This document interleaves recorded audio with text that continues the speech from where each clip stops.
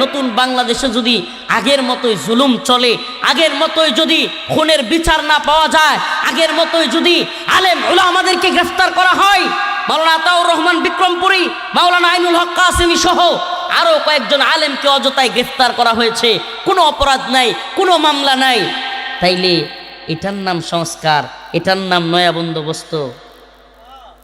তাইলে তো আমাদের বলতে হয় আসলে দিল্লির গোলামি বন্ধ হয়েছে, আমেরিকার গোলামি শুরু হয়েছে। বাংলাদেশে দিল্লির গোলামি কিছুটা বন্ধ হয়েছে, পুরোপুরি না রে ভাই, পুরোপুরি না। এই দিল্লি না ঢাকা স্লোগান দেয় না, এখন তো বলতে হইব দিল্লি না ঢাকা, গোলামি গোলামি। বুঝেন নাই?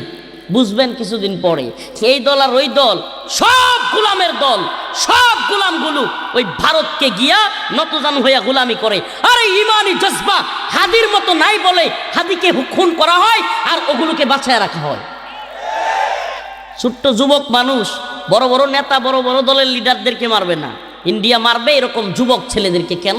কারণ এরা কালচারালি হিন্দুত্ববাদীদের যে কালচারাল, এই যে ফেসিজম, হিন্দুত্ববাদীদের এই কালচারাল যে আধিপত্য বাংলাদেশের উপর চাপায়া দিতে চায়। উসমান হাদিরা কালচারাল সেন্টার করে, ইনকিলাব সেন্টার করে ওখানে শত শত যুবকদেরকে প্র্যাকটিক্যালি আধিপত্যবাদ বিরোধী বক্তব্য দিয়া, বই পড়াইয়া তারা তাদেরকে তৈরি করতেছিল। হিন্দুত্ববাদীরা বুঝে গেল যে সর্বনাশ, ঢাকা বিশ্ববিদ্যালয়ের পাশে যদি এইভাবে ভারতীয় আধিপত্যবাদ বিরোধী লেকচার শুরু হয়ে যায়, কালচারালি যদি ভারতের সমস্ত যেই প্ল্যান এগুলো যদি জাতির সামনে পাশ হয়ে যায়, তাইলে তো সর্বনাশ। এই জন্য শরীফ ওসমান হাদি ভাইকে শহীদ হইতে হয়েছে। অথচ আমার এই ভাই একটা ছোট্ট আবদার করেছিল। আমাদের কষ্টটা একটু বেশি লাগে তো, আন্দোলন সংগ্রাম একসাথে করেছি, একসাথে থেকেছি। এই ভাই একটা ছোট্ট দাবি করেছিল যে আমাকে তো হয়তো মেরে ফেলা হবে, আমি এই ছোট্ট একটা জীবন লিড করতে চাই, যেই জীবনে ইনসাফের একটা সমাজ প্রতিষ্ঠা করবার জন্য লড়াই করতে পারবো, যেই জীবনে আমি এমন একটা সমাজের দিকে নিয়ে যেতে পারবো জাতিকে, যে আমাদের জাতি ভারতের গোলামি করবে না, একটা ইনসাফের সমাজ তৈরি করবার চেষ্টা করব। যদি মারা যায় আমার কোনো দায় নাই, যদি শহীদ হয়ে যায় আমার কোনো চাওয়া নাই, আমার জাতি যেন আমার বিচারটা অন্তত করে। ছোট্ট এই কথাটা বলেছিল।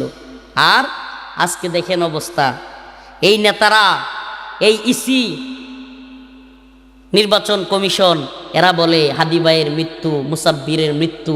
তাদের নেতারা, খোদ তাদের নেতা পর্যন্ত বলা শুরু করেছে যে এগুলো বিচ্ছিন্ন ঘটনা।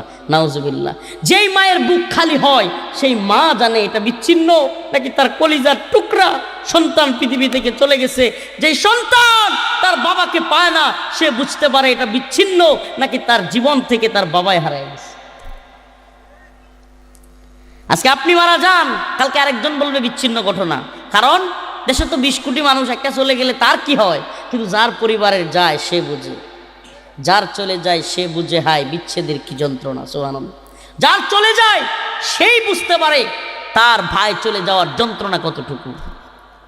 সবাই তো চলে যায় কাছে থেকে অজানাই, তোমার চলে যাওয়া এত বিষাদ কেন লাগে, হাজার লাশের ভিড়ে তোমার দেহটা কেন এত মায়া মায়া লাগে। এটাই জাতির কথা। আমি যে কথা, এই পংক্তি, যে কবিতাটা বলছি, সুবহানাল্লাহ, শরীফ ওসমান হাদি এই ছোট্ট বয়সে 32-33 বছর বয়স, গোটা জাতির যেই পরিমাণ ভালোবাসা পাইছে, হিন্দুত্ববাদীদের দালালি কইরা প্রধানমন্ত্রী হইয়াও কেউ এই ভালোবাসা পায় নাই।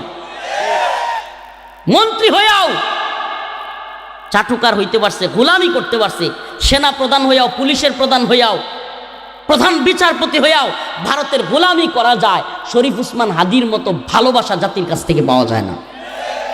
গতকালকে একটা ভিডিও দেখলাম, আল্লাহ মালুম, হাটহাজারী মাদ্রাসার খতমে বুখারীর মসনদ থেকে তুমি কে আমি কে হাদি হাদি উচ্চারিত হচ্ছে। কি পরিমাণ ভালোবাসা এই ছোট্ট মানুষটা তার জীবনে মানুষের মধ্য থেকে। আমি নিজের চোখে দেখেছি, আমি নিজে উকিল, ব্যারিস্টার, পুলিশ, ছোট ছোট বাচ্চা, রিক্সাওয়ালা, বড় আলেম, মুফতি, শাইখুল হাদিস সবাইকে দেখেছি ঢাকায় শরীফ ওসমান হাদী ভাইয়ের জন্য কান্না করতেছে। যেন চোখ দিয়ে তার আপন ভাই মারা গেলে যেমনে মানুষ কান্না করে এমনি কান্না করতেছে। এটাই তো তার পাওয়া। এমন জীবন তুমি করো হে গঠন, মরিলে হাসিবে তুমি কাঁদিবে ভুবন। ছোট্ট একটা সঙ্গীত বলবো। সবাই তো চলে যাই কাছে থেকে অজানাই, তোমার চলে যাওয়া এত বিষাদ কেন লাগে। হাজার লাশের ভিড়ে তোমার দেহটা কেন এত মায়া মায়া লাগে। হাজার লাশের ভিড়ে তোমার দেহটা কেন এত মায়া মায়া লাগে। সবাই তো চলে যায় কাছে থেকে অজানাই, তোমার চলে যাওয়া এত বিষাদ কেন লাগে। হাজার লাশের ভিড়ে তোমার দেহটা কেন এত মায়া মায়া লাগে। তুমি ছিলে প্রিয়জন, তুমি আপনজন, তোমায় হারিয়ে লাগে বড় একা। সাকাল্লাহু সারাকা ওয়াজআলাল জান্নাতা মাসওয়াকা। সাকাল্লাহু সারাকা ওয়াজআলাল জান্নাতা মাসওয়াকা। সবাই তো চলে যায় কাছে থেকে অজানাই, তোমার চলে যাওয়া এত বিষাদ কেন লাগে। হাজার লাশের ভিড়ে তোমার দেহটা কেন এত মায়া মায়া লাগে। আমরা এই সরকারকে সুস্পষ্ট বলতে চাই, আমাদের ভাই শরীফ ওসমান হাদীর হত্যার খুনের বিচার যদি বাংলার জমিনে না হয়, হাসিনার পরিস্থিতি যেমন হয়েছে, এই বৃদ্ধ বয়সে তথাকথিত নোবেল বিজয়ী ডক্টর মোহাম্মদ ইউনূসকে বলি, তোমার পরিণতিও, তোমার দিল্লতি লাঞ্ছনাও বাংলার মানুষ দেখাবে। তোমাকেও পালায়া যাওয়ার রাস্তা দেওয়া হবে না।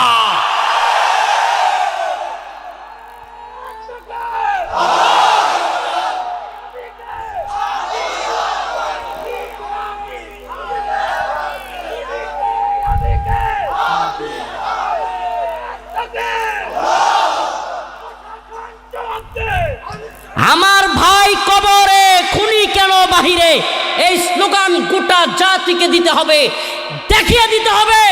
ডক্টর মোহাম্মদ ইউনূস নির্বাচন দিয়ে আমেরিকার গোলামি করে, আমেরিকার এজেন্ডা বাংলাদেশে বাস্তবায়ন করে, আবার আমেরিকার কুলে গিয়া বসবার সুযোগ তোমাকে দেওয়া হবে না। একেবারে মেসেজ ক্লিয়ার, বাংলাদেশে হাদী হত্যার বিচার করে তারপরে বাংলাদেশ থেকে তোমাকে যেতে হবে। অন্যথায় এই বৃদ্ধ বয়সে নোবেল টুবেল বুঝি না, তোমাকে লাঞ্ছিত হয়ে দেশ থেকে যেতে হবে।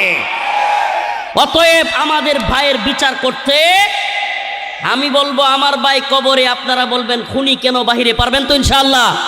হ্যাঁ, মিডিয়ার লোকেরা তুলবেন, সব ভিডিও তুলেন। আমার ভাই কবরে, আমার ভাই কবরে, হাদী ভাইয়ের রক্ত বৃথা যেতে দেব না। হাদী ভাইয়ের রক্ত, আমার ভাই কবরে। বিচার চান তো আপনারা? না হলে আগামীকাল আপনার সন্তান এভাবে বুলেটের আঘাতে মারা যাবে। রফিকুল ইসলাম মাদানীকে পছন্দ করেন, তাকে হত্যা করা হবে, বাংলার জমিনে কোনো বিচার হবে না। এরা যে কাউকে হত্যা করে যদি পার পেয়ে যায়, একটা খুনের সমাজ, একটা খুনের রাষ্ট্র তৈরি হবে। আমরা কি খুনের রাষ্ট্র চাই? আমরা কি কুলের রাষ্ট্র চাই? খুন খারাপি বেনারসে হোক এমন রাষ্ট্র চাই? বিচারহীনতার রাষ্ট্র চাই? উদাসীনতার রাষ্ট্র চাই? অথচ এদেরকে দেখলে মনে হয় একটা জীবন্ত টকবগে যুবক তার সন্তানকে রেখে এভাবে চলে গেছে, অথচ এদেরকে দেখলে মনে হয়, এই উপদেষ্টাদেরকে দেখলে মনে হয় উদাসীন, এদের যেন কিছুই হয় নাই। সিসি নির্বাচন কমিশনার সে বলতেছে এটা নাকি বিচ্ছিন্ন ঘটনা। আমি বলছিলাম এটারে গুলি করলেও বিচ্ছিন্ন ঘটনা বলে চালাইয়া দেওয়া যাবে। আমরা সুস্পষ্ট কথা বলতে পছন্দ করি, আমাদেরকে শহীদ করা হবে এই চিন্তা আমরা করি না। বুলেটের সামনে, কামানের সামনেও আমরা আল্লাহু আকবার বলতে শিখেছি। আমাদের স্লোগান নারায়ে তাকবীর।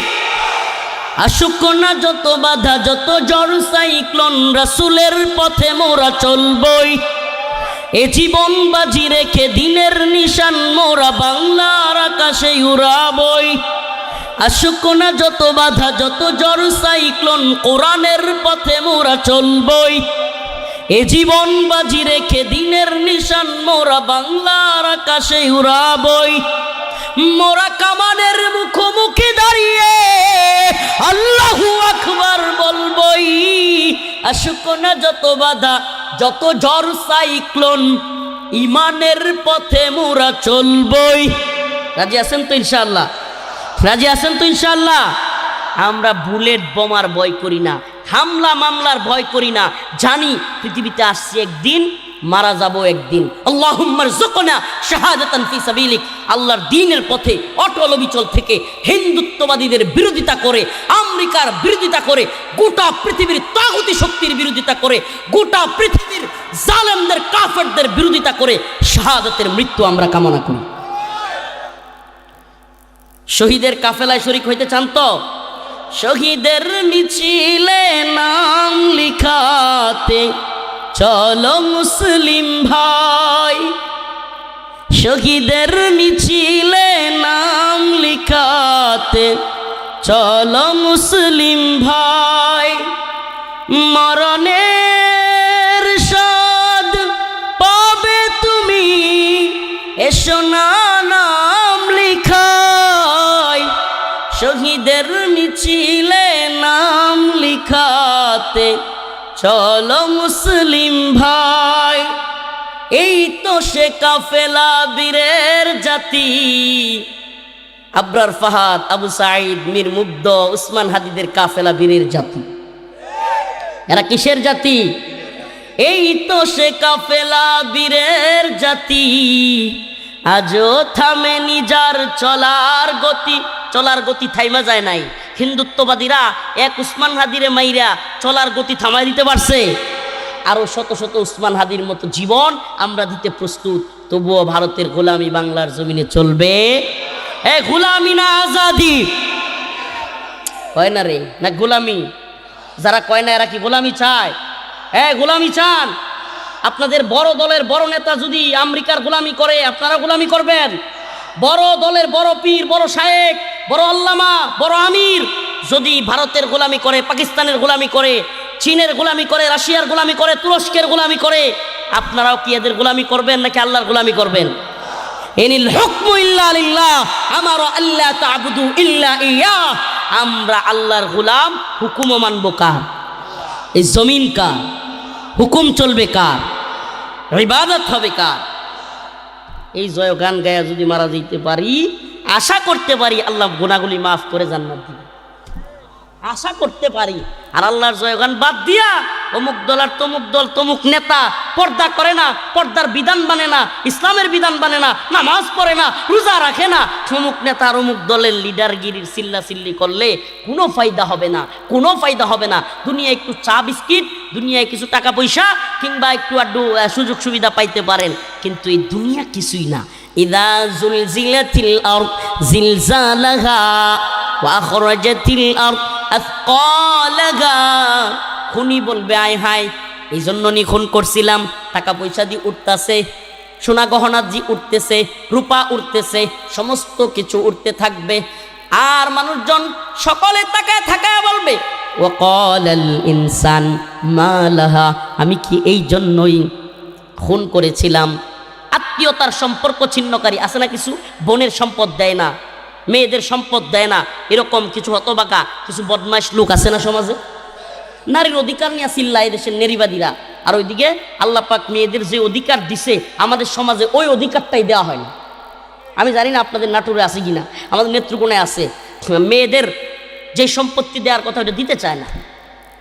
এই যে আত্মীয়তার সম্পর্ক ছিন্ন যারা করবে, আমাদের বোনদের আমাদের মাদের হক যারা নষ্ট করবে, এরা বলবে আই হাই এই সম্পদের জন্য নিয়ে আত্মীয়তার সম্পর্ক নষ্ট করছিলাম। চোর বলবে, চোর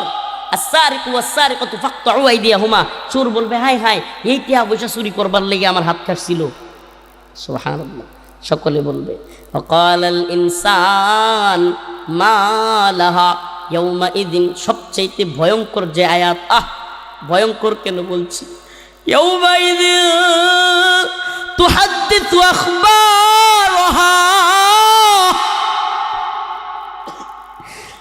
জমিন আল্লাহর কাছে সব বলে দিবে কে কোথায় হারাম কাজ করেছি, আমরা কে কোথায় খারাপ কাজ করেছি, নির্জনে কোথায় ঘোরা করেছি, কোথায় কার সাথে মেলামেশা করেছি, কোথায় বসে নেশা করেছি, কোথায় বসে মাদক সেবন করেছি, কোথায় খারাপ কাজ কোনটা করেছি। জমিন ওই দিন সবার সামনে বলতে থাক। কল্পনা করা যায় সকল মানুষের সামনে, আরে হাজার হাজার মানুষের সামনে তুমি নেতা, বড় সম্মানী, কিন্তু যেদিন আল্লাহ তার জমিনের জবান খুলে দিবেন, ইয়াউমাইযিন তুহাদ্দিসু আখবারাহা, জমিন কোন জায়গায় গিয়া, কোন হোটেলে গিয়া, কোন পার্কে গিয়া, কোন গাছের তলে, কোথায় গিয়া কোন অপরাধ আমি আপনি করেছি, ওই গাছের নিচের জমিন বলা শুরু করবে। কি উপায় হবে আমার আপনার বলেন না? একবার চিন্তা করেন, অন্তর থেকে কান্দেন, আল্লাহর প্রতি একবার মুতাওয়াজ্জু হন, চোখগুলো বন্ধ করে চিন্তা করেন। আয় হায়, হাজার হাজার মানুষের সামনে জমিন বলতে থাকবে, এই শাহাবুদ্দিনের ছেলে রফিকুল ইসলাম ওই জায়গায় তো ওই অপরাধ করছে। কল্পনা করেন একবার, হাজার হাজার মানুষের সামনে। এই লাইট যেমন সত্য, এই মাইক চলতেছে যেমন সত্য, এই মঞ্চে মানুষ বসে আছে যেমন সত্য, আমার আলোচনা শুনতেছেন যেমন সত্য, তার চাইতেও হাজার গুণ বেশি সত্য আমার রবের কোরআন।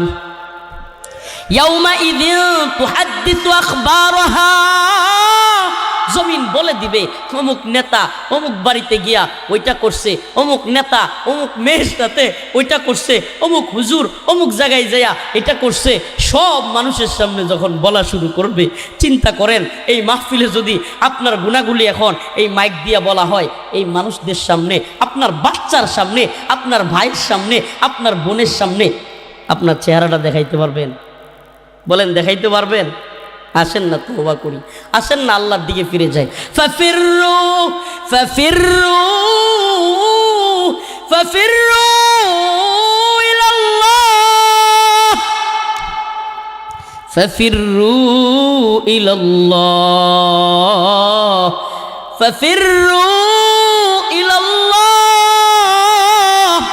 আমার আল্লাহ ডাক দিছেন, আয় আয় বান্দা আমার দিকে ফিরে আয়, যত গুনাহ করে ফেলেন আমার আল্লাহ ডাকতেছেন।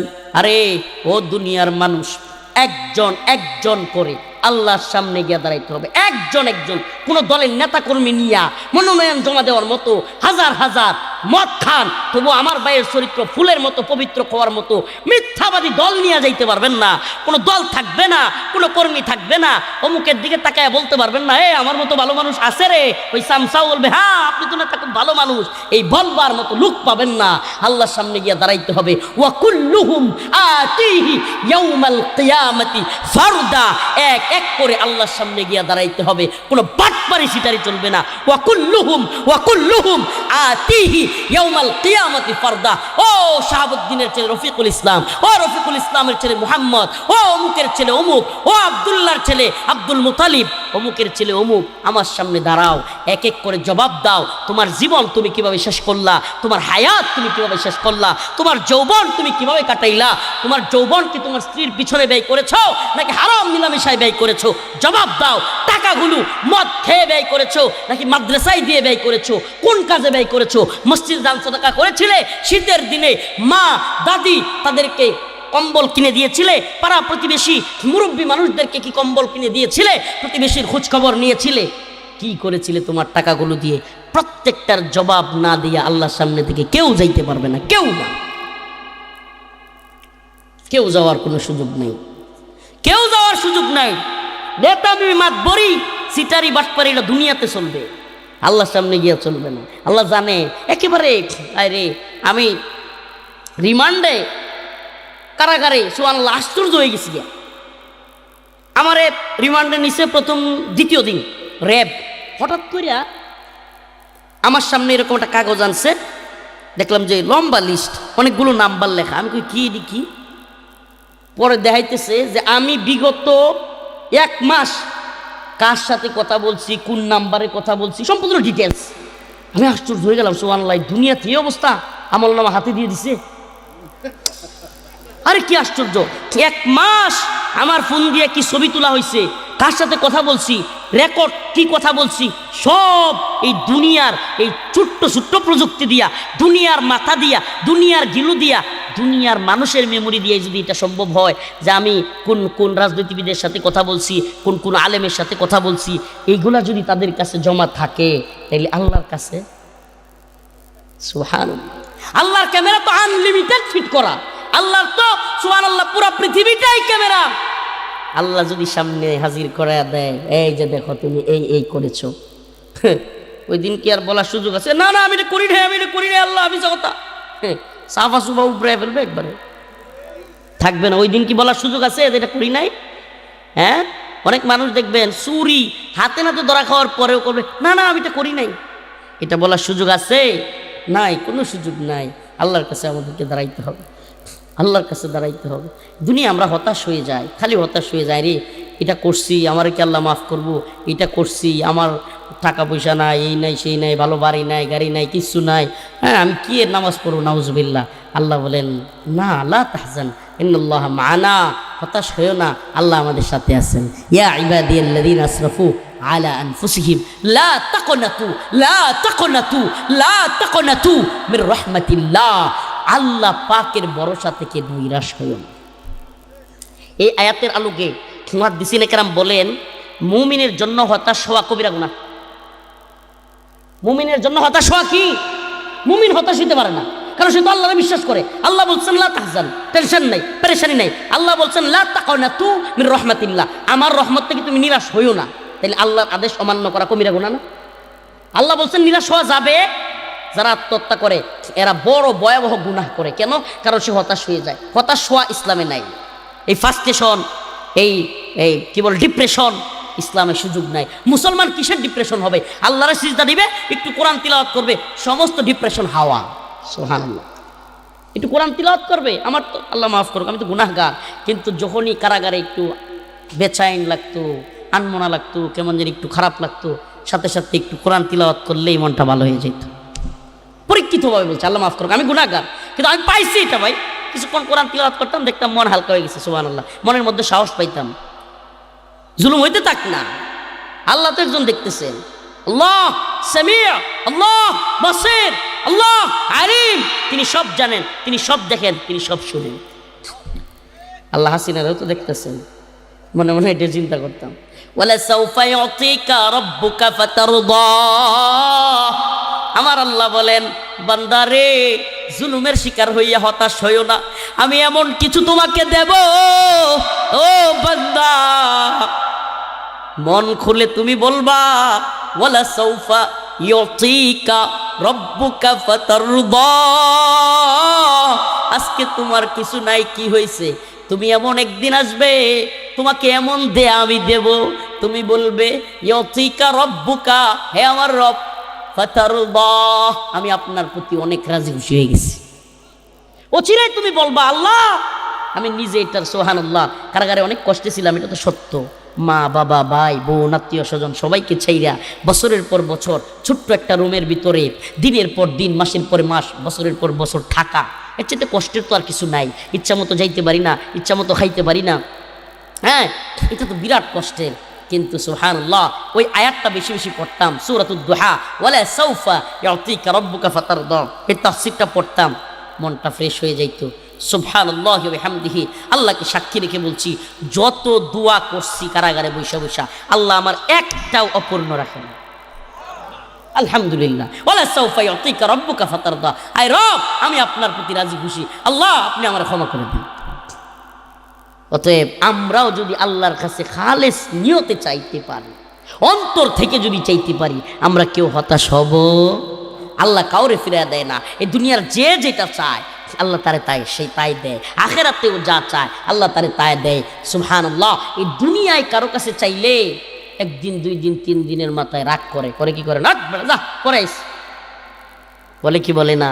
অথচ আমার রব যতবার চাইবেন আরো খুশি হন। আরে এই দুনিয়ায় কারো কাছে চাইলে লাঞ্ছিত হওয়া লাগে, একাধিক দিন, 2-3 দিন চাইলে ছোট হওয়া লাগে। আর আল্লাহর কাছে যত চাইবেন আপনার মর্যাদা সম্মান খালি বাড়বে। সুবহানাল্লাহ বলবেন না? তাইলে চাইবো কার কাছে? বলেন চাইবো কার কাছে? আরে আমাদের তো একজন মালিক আছে। কি আছে? আমাদের একজন মালিক আছে, পাবেন না। সুবহানাল্লাহিল হামদ। এটা কোরআনের মুজিজা, এটা এমন এক মুজিজা যে আল্লাহ পাক বলছেন, ইন্না নাহনু নাযালনা যিকরা ওয়া ইন্না লাহু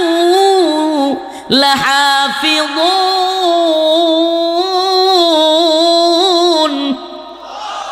আল্লাহ রাব্বুল আলামিন বলেন, নিশ্চয়ই এই কোরআন অবতরণ করেছি আমি এবং এটার হেফাজত করব আমি। সুবহানাল্লাহ। আল্লাহ হেফাজত করতেছেন না? কেমনে করতেছেন? আল্লাহ কি নিজে করবেন? কেমনে করবেন? সুবহানাল্লাহ। আল্লাহ পাক হেফাজত করবেন হাফেজদের মাধ্যমে, আলেমদের মাধ্যমে। সারা পৃথিবীতে যেই পরিমাণে কোরআনের হাফেজ, পৃথিবীর কোনো ধর্মগ্রন্থের এত হাফেজ আছে? সুবহানাল্লাহ। এত বড় কিতাব, 6666টা আয়াত, এতগুলো পৃষ্ঠা। সুবহানাল্লাহ। হাফেজ সাহেবরা ঠুটস্থ, জিগাইলেই বলতে থাকে, ছোট্ট একটা অংশ বললেও শুরু করে দেয় পড়া। সুবহানাল্লাহ বলবেন না? এটা কোরআনের মুজিজা। গোটা পৃথিবীতে সবচাইতে বেশি কোনো পুস্তকের মুখস্থকারী হাফেজ, সবচাইতে বেশি বেদের হাফেজ না, পট উপনিষদের হাফেজ না, বাইবেলের হাফেজ না, তাওরাত ইনজিলের বাইবেল একত্র করে যেটা বানাইছে এটার হাফেজ না, সবচাইতে বেশি হাফেজ কোরআনের। সুবহানাল্লাহ। আজকেও আমরা মঞ্চে 2 জন হাফেজ কোরআনকে পাগড়ি পরায় দিলাম। আল্লাহ তাআলা তাদেরকে দ্বীনের জন্য কবুল করুক, মঞ্জুর করুক।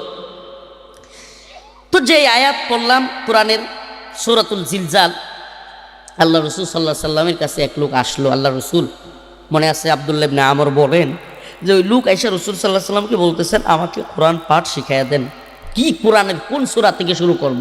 আল্লাহ রসুল বললেন, তুমি আলিফ লাম রা, যেই সূরাগুলোর শুরুতে আলিফ লাম রা, এই সূরাগুলো থেকে শুরু করো। সাহাবী বললেন, ইয়া রাসূলুল্লাহ, আমি তো একটু বয়স হয়ে গেছে, আমার তো ঠোঁট জিহ্বা বাড়ি হয়ে গেছে, এত বড় সূরা পারবো না। আল্লাহ রসুল বললেন, তাইলে হামিম, এই সূরাগুলো থেকে শুরু করো। ওই সাহাবী আবার, ইয়া রাসূলুল্লাহ, হামিম থেকে আমি পারবো না, আমি তো ছোট্ট সূরা দেন আমারে, বড় সূরা আমার জিহ্বা মোটা হয়ে গেছে। আল্লাহ রসুল সাল্লাল্লাহু আলাইহি সাল্লাম বললেন, ইউসাব্বিহু লিল্লাহ, এটা থেকে শুরু করো। ওই সাহাবী বললেন, ইয়া রাসূলুল্লাহ, এটাও আমি পারবো না। তখন আল্লাহ রসুল বললেন, ইযা যুলজিলাতিল আরদু জিলজালাহা ওয়া আখরাজাতিল আরদু আথকালাহা। আল্লাহ রসুল বললেন, ওই সাহাবীও সাথে সাথে পড়তে শুরু করলেন এবং বললেন, আমি মৃত্যুর আগ পর্যন্ত এই সূরা পড়তেই থাকবো। সুবহানাল্লাহ। আল্লাহ রসুল সাল্লাল্লাহু আলাইহি সাল্লাম ওই লোক চলে যাওয়ার পর অন্য এক সাহাবীকে বলতেছেন, ওই যে দেখছো লোকটা যাচ্ছে সূরাতুল জিলজাল নিয়ে, এই লোকটা সফল হয়ে গেছে। সুবহানাল্লাহ বলবেন না? আল্লাহ রসুল বলছেন সফল হয়ে গেছে। আর আমরা সূরা জিলজাল তিলাওয়াত করলে, কোরআন পাঠ করলে রসুল বলতেছেন যে এই লোক সফল হয়ে গেছে। আর আমরা এই দুনিয়ায় কেউ যদি নিজের ছেলে 2টারে বিদেশ পাঠাইয়া দিয়া লাখ লাখ টাকা ইনকাম করাইতে পারে, তাইলে বাজারে আমরা আলোচনা করি, অমুক তো সফল হয়ে গেছে, অমুকের তো আর পিছনে ফিরা তাকানি লাগতো না। বলি কি বলি না? অমুকের তো আর পিছনে ফিরে তাকানোর সময় নাই।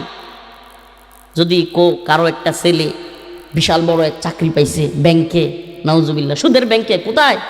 সুদের ব্যাংকে চাকরি পাইছে, তবুও নিজেকে সফল মনে করে। আফসোস, মুমিনের এতটুকু গায়রত নাই। সুদের ব্যাংকে চাকরি পায়াও সমাজের মধ্যেও সমস্যা নাই, বিয়ে শাদিতেও সমস্যা নাই। কেউ বলে না যে ব্যাংকে চাকরি করে, এই সুদের ব্যাংকে চাকরি করে, আমি আমার মেয়েটাকে দিব না, কেউ বলে না, বরং আরো খুঁজে ব্যাংকে চাকরি করে, খালি টাকা উঠামু আর খামু। আহাল্লাল্লাহুল বাইআ ওয়া হাররামার রিবা, ওই যে আগেই বলেছিলাম আমরা তো মুসলমান, কিন্তু আমাদের মুসলমানিত্ব শুধুমাত্র নামাজের মধ্যে, শুধুমাত্র হজের মধ্যে, শুধুমাত্র কোরবানির মধ্যে। আল্লাহ মাফ করুক, অনেকে আবার শীত আইছে নামাজও পড়ে না, হুজুর ভয়ে নামাজও ছেড়ে দেয়, নাউজুবিল্লাহ। আল্লাহ আমাদেরকে হেদায়েত দান করুক, বলে না আমিন। নামাজ সারা যাবে, নামাজ সারা যাবে, ফজরের নামাজ পড়বো তো ইনশাআল্লাহ। এখন কোন লিল্লাহি তাকবীর। আল্লাহ আমাদের সবাইকে ফজরের নামাজ পড়ার তৌফিক দান করুক। এই ঠান্ডার মধ্যে যেই ব্যক্তি ফজরের নামাজ পড়বে সেই ব্যক্তি অবশ্যই অবশ্যই বাকি 4 ওয়াক্ত নামাজও পড়তে পারবে। আল্লাহ তাআলা আমাদের সবাইকে নামাজি বানাক, বলে না আমিন। আরো জোরে বলে না আমিন। প্রিয় ভাইরা আমার, বন্ধুগণ আমার, ইসলাম শুধুমাত্র কেবলমাত্র ওই 5 কি বলে নামাজ, রোজা কিংবা কোরবানি পর্যন্ত সীমাবদ্ধ না। ইসলামে আল্লাহ যেই বিধান দিয়েছেন, আল্লাহ বলছেন আহাল্লাল্লাহুল বাই'a ওয়া হাররামার রিবা, আমি ক্রয় বিক্রয়কে হালাল করেছি, সুদকে করেছি হারাম। সুদ কি? ডক্টর মোহাম্মদ ইউনূস সুদ খাইলে হালাল, হ্যাঁ, আওয়ামী লীগের নেত্রী সুদ খাইলে হালাল, বিএনপির নেত্রী সুদ খাইলে হালাল, জাতীয় পার্টি সুদের লাইসেন্স দিলে হালাল। সুবহানাল্লাহ। সুদ হারাম করেছেন কে? আল্লাহ। যা হারাম করেছেন পৃথিবীর কারো শক্তি আছে সুদকে হালাল করবে? এই বাংলাদেশে যত সরকার আসছে, আওয়ামী লীগ সরকার, বিএনপি সরকার, বিএনপি জামাত জোট সরকার, জাতীয় পার্টি সরকার, যত সরকার আছে সব সময় সুদের ব্যাংকগুলোর লাইসেন্স আছে না নাই? সোনালী ব্যাংক, রূপালী ব্যাংক, অগ্রণী ব্যাংক, অমুক ব্যাংক, তমুক ব্যাংক। তাইলে আমরা যে ইসলামের কথা বলি, মদিনা সনদের কথা বলি, রাষ্ট্র চালাবে মদিনা সনদের কথা বলি, মদিনা রাষ্ট্রে কি সুদ হালাল ছিল না হারাম? তাহলে এটা কেমন রাষ্ট্র? নাকি শুধু বুলির মধ্যে, বলার মধ্যেই? দেখবেন যে সব নেতারা খালি নির্বাচন আসার আগেই একেবারে ইসলামিক রাষ্ট্র কায়েম করে ফেলতেছে। ঠিকই ঠিক না? আরে ভাই, আপনি ইসলামী রাষ্ট্র কিভাবে কায়েম করবেন? আপনি ইসলামী রাষ্ট্রের রূপরেখাই তো জানেন না, মদিনা রাষ্ট্রের রূপরেখাই তো আপনি জানেন না। মদিনা রাষ্ট্রে আল্লাহ রাসূল সাল্লাল্লাহু আলাইহি সাল্লাম পর্দার বিধান নাজিল হওয়ার পরে পর্দার খেলাফ করেছেন। সুদের বিধান নাজিল হওয়ার পরে সুদ কি রাসূলুল্লাহ সাল্লাল্লাহু আলাইহি সাল্লাম পালন করেছেন? সুদের ব্যাংক কিংবা সুদের লেনদেন এগুলো চালু রেখেছিলেন? আল্লাহ রাসূল সাল্লাল্লাহু আলাইহি সাল্লাম জিনা ব্যভিচারের যতগুলো পতিতালয় আছে এই পতিতালয়গুলো খোলা রেখেছিলেন? মদিনা সনদের নাম না নিয়া আগে পারলে সুস্পষ্ট জাতিকে বলেন যে আমরা যদি ক্ষমতায় আসি সুদের সমস্ত ব্যাংক বন্ধ, সুদি লেনদেন বন্ধ। আমরা যদি ক্ষমতায় আসি, সুস্পষ্ট কথা, পতিতালয়গুলো, জিনা ব্যভিচারের পতিতালয় বন্ধ। আমরা যদি ক্ষমতায় আসি, মদের বার বন্ধ। বাপের বেটা হইলে এটা বন্ধ। তাইলে বুঝবো আপনি ইসলাম চান।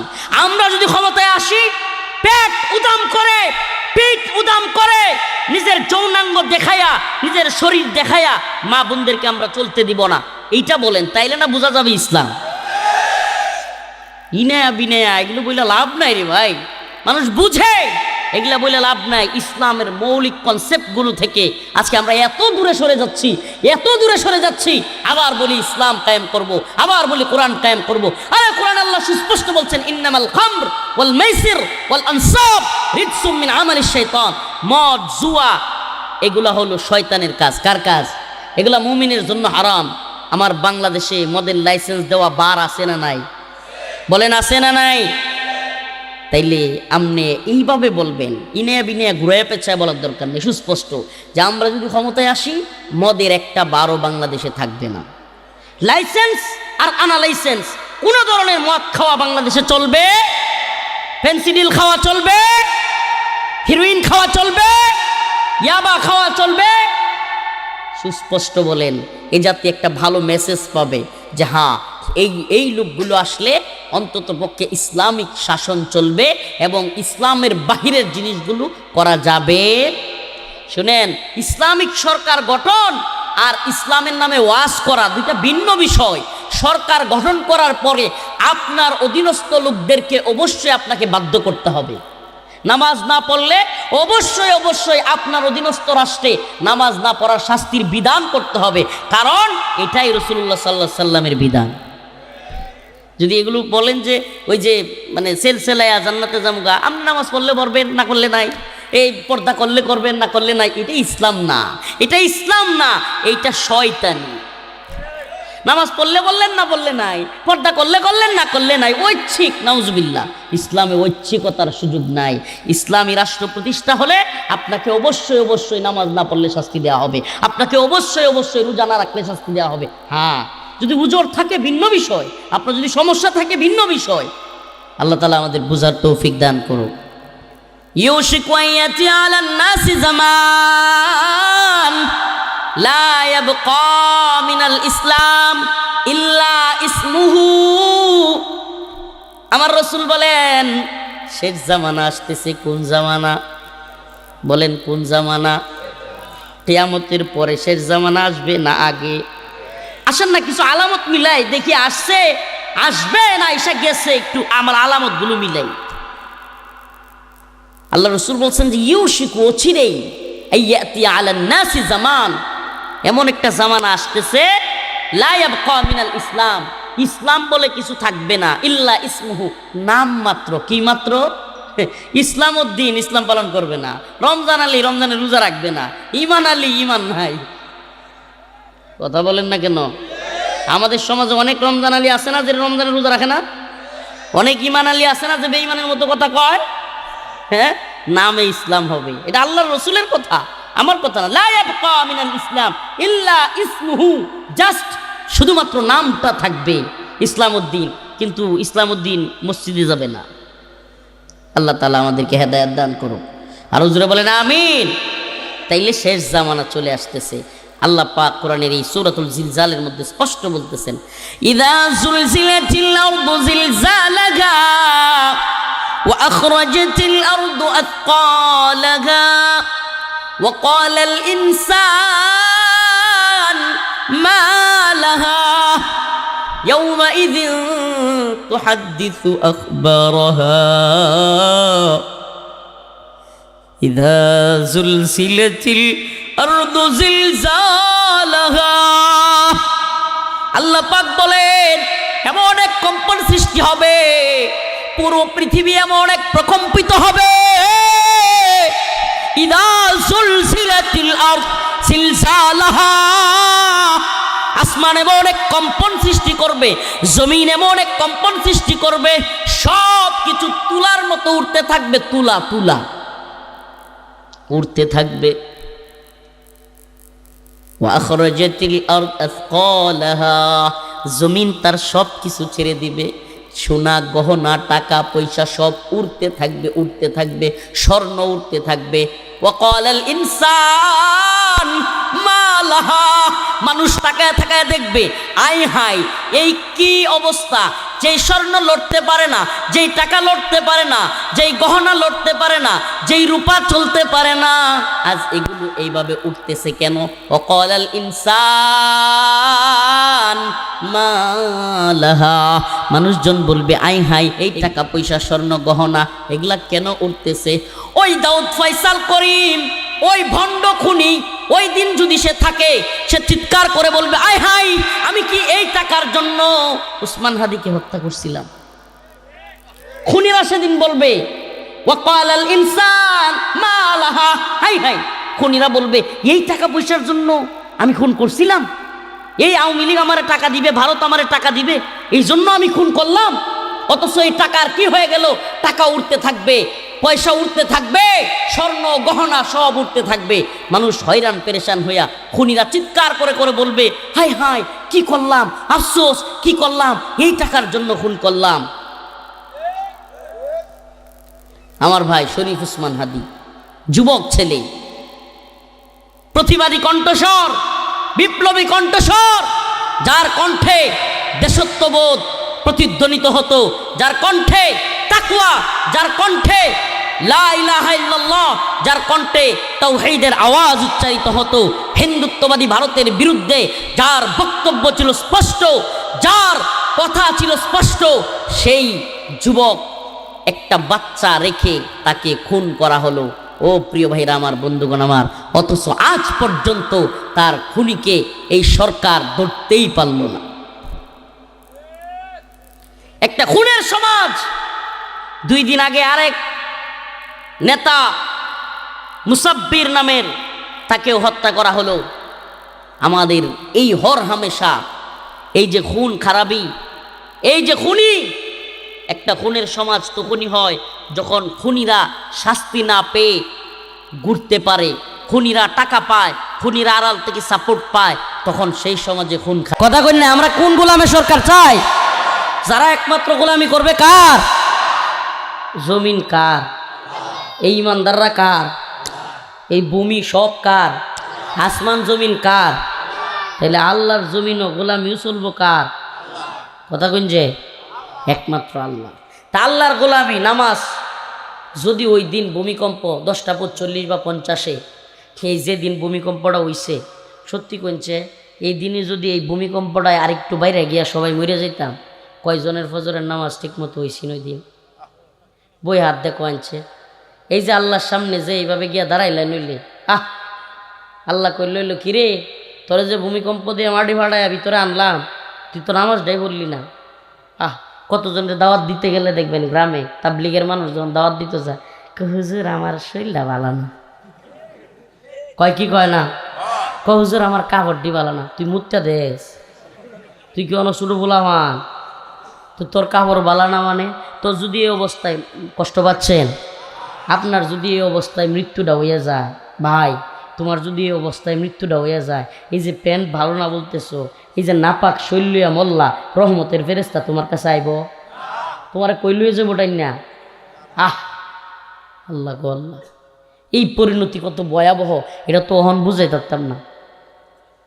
এই ফুসমাসা শীতের দিনও পুরা কাপড় চুপড়ি খুললা যদি এই ফুসমাসা শীতের দিনও একবারে যেই দিঘিটার মধ্যে গাছগাছালি ভরা, একটু রোদ লাগে না, এমন একটা দিঘির মধ্যে ওখান কাপড় চুপড় খুললা সারা রাত না ভালো এত যা মারাও যেতে পারে, ডাটা লাগবে তো না? এই কনকনা শীতের মধ্যে যদি কাপড় চুপড় খুললা, তাও কেমন দিঘি যেটার মধ্যে সারাদিন কোনো রোদের আলো পড়ছে না, এরম দিঘির মধ্যে ভালো এত হইলে কী অবস্থা হইব? আমি একদিন একজনের, আল্লাহ মাফ করো, কি বুঝাইতে গেছি, কি জানি কইতে গেছি আমার বাড়ির আশপাশে, কইছে মরলে কিটা ভুল যা। এমন জঘন্য মানুষ আমাদের সমাজে আছে না নাই? আস্তাগফিরুল্লাহ বলবেন না? ডিরেক্ট বলতেছে। আসলে এদের সমস্যাটা কি জানেন? এরা জাহান্নামের ভয়াবহতাটা বুঝার মতো এদের আকল নাই।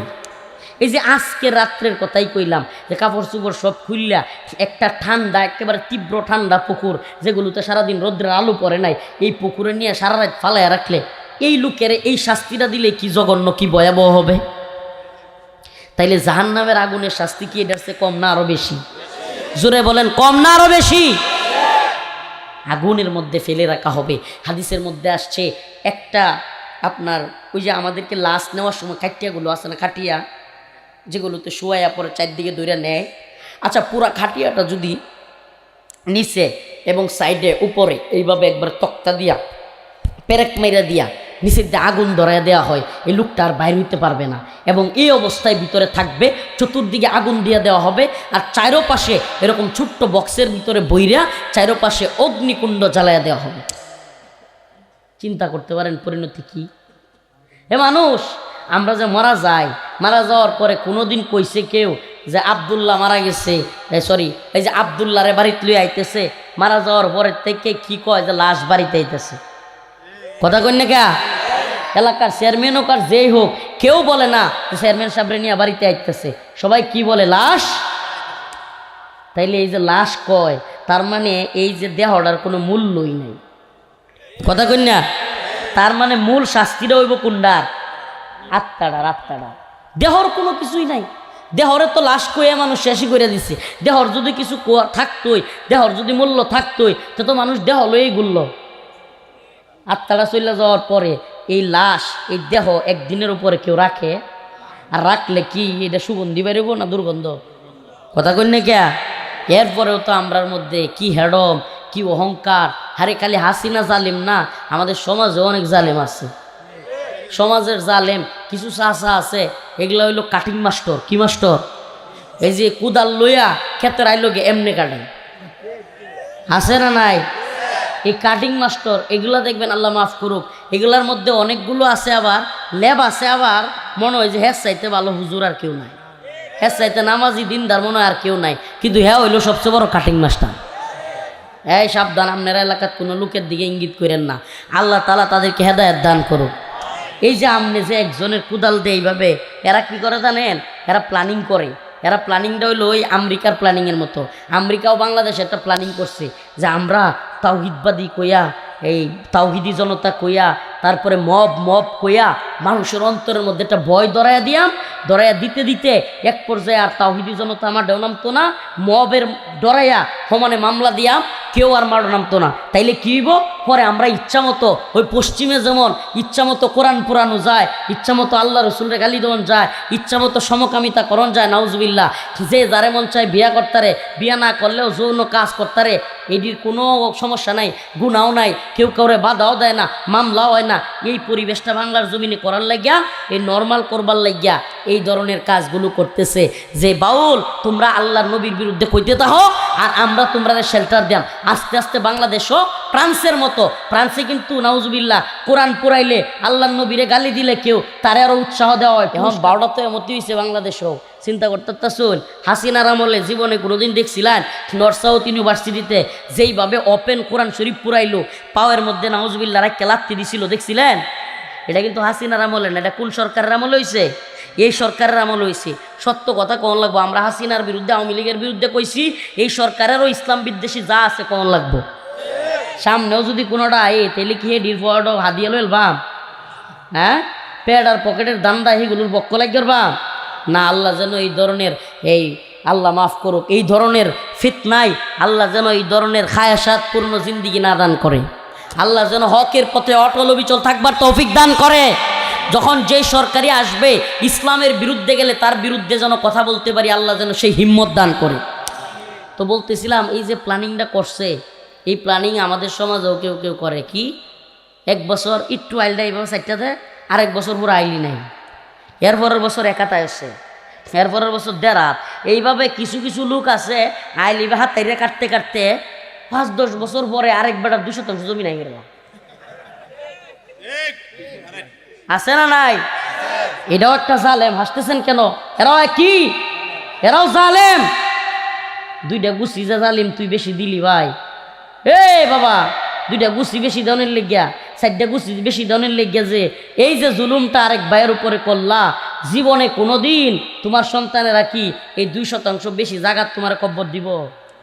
হ্যাঁ নাই, 2% দান প্রতি বছর তোমার কব্বর থইব, কুটুস কুটুস করে খাইতা? হ্যাঁ থইব? থইতো না। তাইলে এই যে মানুষকে ঠকানো, এই যে মানুষের উপর জুলুম, এটা করা যাবে? বলেন করা যাবে? কষ্ট পাইতেছেন? হ্যাঁ, আল্লাযীনা হুম ফি সালাতিহিম খাশিউন। আল্লাহ বলছে মুমিনরা সফল। কোন মুমিনরা? যারা লক্ষ টাকার চাকরি করে না, যারা মুড়া তাজা না, যারা উঁচা লম্বা না। আল্লাহর কাছে লম্বা মানুষের মূল্য খাটো মানুষের চাইতে বেশি না, মোটা মানুষের মূল্য চিকন মানুষের চাইতে বেশি না। আল্লাহর কাছে সুন্দর মানুষের মূল্য কালো মানুষের চাইতে বেশি না। আল্লাহ বলেন, ইয়া আইয়ুহান নাস ইন্না খালাকনাকুম মিন যাকারিন ওয়া উনসা ওয়া জাআলনাকুম শুউবান ওয়া ক্বাবাইলা লিতাআরাফু। আমি আল্লাহর কাছে কে মোটা, কে চিকন, কে লম্বা, কে বেটে, কে কালো, কে সুন্দর, কে নাইজেরিয়ান, কে আফ্রিকান, কে রাশিয়ান, কে জাপানিজ, কে চাইনা, কে বাঙালি, কে ইন্ডিয়ান, কে আমেরিকান, এগুলো আমার কাছে দর্তব্য না। এগুলো আমি আল্লাহর কাছে সম্মানিত হওয়ার মাপকাঠি না। ইন্না আক্রামাকুম ইনদাল্লাহি আতকাকুম। আমি আল্লাহর কাছে, আল্লাহকে যে বেশি ভয় করে আল্লাহর কাছে তার সম্মান তত বেশি। সুবহানাল্লাহ। আল্লাহরে যে যত ভয় করবে আল্লাহর কাছে তার সম্মানও কি তত। আমরার কাছে তো এলাকার নেতার দাম একজন আলেমের চাইতে, তাকওয়াবান একজন মুখলিস তাবলিগওয়ালার চাইতে ওই নেতার দাম আমাদের কাছে বেশি। কি কর না? নেতা একদিন চাষটলো আইলে কিছু লোক আছে, হেই ভাই আসছে, ভাই আসছে, সেটা মুচ্ছে দেয়, ভাইয়ের একটা ছা দে। সামসা আছে না নাই? আছে না নাই? এইবার সামসামি করতে করতে ও একবার সংসদ বরাবর যায়, বুঝেন নাই? মানে গ্রামের যেটা চামচা এটা ইউনিয়নের লেভেলের চামচামি করে, ইউনিয়ন নেতাডি থানা নেতারা চামচামি করে, থানার নেতাডি জেলার নেতারা চামচামি করে, জেলার নেতাডি বিভাগীয় ডি চামচামি করে, বিভাগীয় ডি জাতীয় পর্যায়ে চামচামি করে, জাতীয় নেতাডি সব মিল্লা জি আপা খাইছে না পা, বইছে না পা, শুইছে না পা, আপা ভালো করছে না পা, আলেমদেরকে মাইরালা না পা, এগুলো জেলে নিয়ে নেন আপা, এগুলো আপনার বিরুদ্ধে আপা। এই চামচার দল ছিল কি ছিল না? এই আপা আপা কইরা ওই যে গ্রামের চামচা দেখবেন কিছু চামচা আছে এলাকায় নেতা আইলে নেতার লগে সম্পর্ক ভালো, এটা বুঝানির লেগিয়া নেতা শুনলো হুদায় ময়লা নাই কাপড়, হ্যাঁ নেতা ময়লা ঘুরে বুঝছে না চামচা। আমার বিশ্বাস করবেন কিনা সুবহানাল্লাহ, ছোট মানুষ কিন্তু আমার পৃথিবীতে সবচেয়ে বেশি কষ্ট লাগে চামচামি দেখি, আমি এটা সহ্যই করতে পারি না। আমার সামনে কেউ চামচামি করলে আমার এই ছাত্রী দিয়ে আসে না, মনে হয় ছাত্রী গাই দিতে মনে হয় ঘুষি মারিয়ে দেখি। চামচামিটা আমার এত অসহ্য, মানে এটা আমি সহ্যই করতে পারি না। আরে সঠিক কথা পারলে ক বেটা, যদি সত্যি প্রশংসা থাকে একটু ভালো কিছু থাকে ওইটা ক, হুদাই চামচামি করতেছে স্বার্থের জন্য। এই নেতার রে এই দুনিয়াত মানুষ সম্মান করে তিনটা কারণে। কয়টা কারণে? তিনটা। এই দুনিয়ার মানুষ নেতাররা সম্মান করে। এক নাম্বার কারণ মামলার ভয়। কিছু মানুষ নেতাররা বেশিরভাগ সম্মান করে যে হের লগে না গেলে, হের পক্ষে কথা না কইলে আমার মামলা দিয়ে আলবো, পিটাইবো। আছে না এরকম লোক? নৃশংস মানুষ সমাজে একটু প্রভাব হইলেই অমুক দল আর তমুক দল তার পক্ষে ক্ষমতায় আইলে হ্যাঁ এলাকায় মানুষরে মারে, মানুষের মামলা দিয়ে দেয়, জুলুম করে। নাম্বার দুই, আর কিছু মানুষ আছে যারা কিনা নেতার কাছ থেকে কিছু আশা আছে। কি আছে? আশা আছে। নেতার লগে ঘুরে, নেতা তার ছেলেটারে চাকরি লয়া দিব, কিংবা নেতার লগে ঘুরে এলাকার রাস্তাঘাট হইলে হেরো একটা রাস্তার ইট সোডা পাউডার এটি খাইতে দিব, বুঝলেন না? এরপরে এলাকার স্কুলের মাদ্রাসার বাথরুমের কমট সহ হেরে খাইতে দিব, কমট টিভি কামড়ায় কামড়ায় খাইব। এর লেগে হইলেও অনেকেই ঘুরে। আবার 3 নাম্বার শ্রেণী, খুব কম, এই সংখ্যাটা একেবারে নাই বললেই চলে, যারা একনিষ্ঠভাবে নেতার সাথে থাকে, নেতা ভুল করলেও বলে, সঠিক করলেও বলে। এরকম লোকের সংখ্যা হাতে গোনা। এরকম লোকের সংখ্যা কি? হাতে গোনা। এইরকম লোকেদেরকে আবার নেতারা পছন্দ করে না। যারা নেতারা সত্য কইলা এরা কি করে না? পছন্দ করেন। নেতারার কাম হইল কি জানুন? বর্তমান জামানার নেতারা যে খালি ভিতরে জি ভাই, হ ভাই, আপনি ঠিক ভাই, আপনি ঠিক করছেন ভাই, এ সবচেয়ে ভালো লোক। এই অমুক কয়েছস রে ডাকবো, আর যে একটু আপনারা ভুল ধরে আলবো এরে জীবনেও দেখতে না। আল্লাহ তাআলা এই সমস্ত নেতাদের থেকে হেফাজত করুক। আরো জোরে বলেন আমিন। তাইলে আমি যে আয়াত কারিমা তিলাওয়াত করলাম সূরাতুল মুমিনুন, আল্লাহ বলছে কদ আফলাহাল মুমিনুন আল্লাযীনা হুম ফি সলাতিহিম খাশিউন। মুমিনরা সফল। সুবহানাল্লাহ। কারা? আল্লাযীনা হুম ফি সলাতিহিম খাশিউন। কোন মুমিনরা? আবারও কইতেছি, বউলা বাজারও যার দোকান আছে এই মুমিন, কুকাইল 100 কাঠা জমি আছে এই লোক, ফুলপুর বাজারও যার জায়গা আছে, বাসা আছে, হ্যাঁ সুবহানাল্লাহ। যে 2টা সাররে বিদেশ পাঠাইছে সে, যে সুন্দরী বিয়া করতেছে, হ্যাঁ আল্লাহ বলতেছে মুমিন সফল। কোন মুমিন? আল্লাযীনা হুম ফি সলাতিহিম খাশিউন। যেই মুমিন এই ফজরের নামাজ এই শীতের কনকনা রাইতেও কম্বলটা খেতাটা ফালাইয়া দিয়া, যেই মুমিন মসজিদে গিয়া ঠান্ডা পানি দিয়া ওযু কইরা আমি আল্লাহরে সেজদা দিতে পারছে, ওই মুমিন হলো সফল। সুবহানাল্লাহ। ওই মুমিন সফল। এখন নিজের এলা চিন্তা করেন, এই মুমিন কয়জন আছেন যে ফজরের নামাজটা পড়তে পারেন? কয় হুজুর আমার ইমানের হালত বালা। কত মানুষ দাওয়াত দিতে গেলে হুজুর আপনারা দাওয়াত দিলে কি হয়েছে, আপনার আছে আমার ইমান বালা। কয়নি? কয় না? এলাকার কিছু লোক আছে না চাষটলে বইয়ে তাহে কয় ইমান শক্ত আছে। তার ইমান কেমন শক্ত, যে ইমান চাষটল থেকে তারে মসজিদ পর্যন্ত নিতে পারে না, এই ইমান তারে জাহান্নাম থেকে জান্নাত নিব। কথা কই না কে? যে ইমান তারে এই লগে চাষটলটা মসজিদের লগে, এই শাস্ত্রলাতে দৈরা তার ইমানের শক্তি তারা কইনি তারা না, এই ইমান তারে জাহান্নাম থেকে দৈরা জান্নাত নিব। হ্যাঁ নিব। আল্লাহ বুঝার তৌফিক দান করুক। আরো জোরে বলে না আমিন। আপনার যে ইমান, ওই শীতের রাতে একটু কম্বলটা সরাইতে পারেন না, আপনি কি করতে পারেন না? আপনার এত অতারি শক্তি নাই, আপনি বিরাট পালোয়ান, এলাকায় 4-5টারে ফালাই দিবেন, হুতায় আলবেন একবারে, মারামারি লাগলেই বাজারও কেউ কিছু আপনার বাইরে বাপের কিছু কইলেই দেহারও সময় নেই আপনার বাপে কি ভুল করছে না সঠিক, আপনার ভাইয়ে কি ভুল পক্ষে না সঠিক পক্ষে, আপনার ভাইয়ে কি চুরি করছে না কি করছে কিচ্ছু জানার সময় নাই। ও ধরে লাঠিয়া লই ধর মারে, এরম পাবলিক কিছু আছে না নাই? আরে আগে যাই না লন আপনার ভাই সঠিক পক্ষে না ভুল পক্ষে, লাঠিটা পরে লোহা না, এটার তার সময় নাই। আমার বাইরে গেলা কি কইছে আজ কুট্টি অ্যালবাম খাই অ্যালবাম গিল্লা অ্যালবাম আছে না নাই? এই কুট্টি অ্যালবাম খাই অ্যালবাম গিল্লা অ্যালবাম কত বড় শক্তিশালী। আপনি এবার বজরের সময় আপনি কম্বলটা তুললে একটু নামাজও দাঁড়াইতে পারেন না। এই দুইটা আত আপনার রতানি শক্তি হয় না যে আপনি কম্বলটা একটু তুলবেন। তাইলে আপনি সফল না ব্যর্থ? কথা কয় না, আপনি সফল না ব্যর্থ? আল্লাহ কইতেছে, আমি কই না, আপনার আর কোন লাগতো না হন। আল্লাহ কইতেছে ফামান যুহজিহা আনিন নার ওয়া উদখিলাল জান্নাতা ফাকাদ ফাজ ওয়া মাল হায়াতুদ দুনিয়া ইল্লা মাতাউল গুরুর।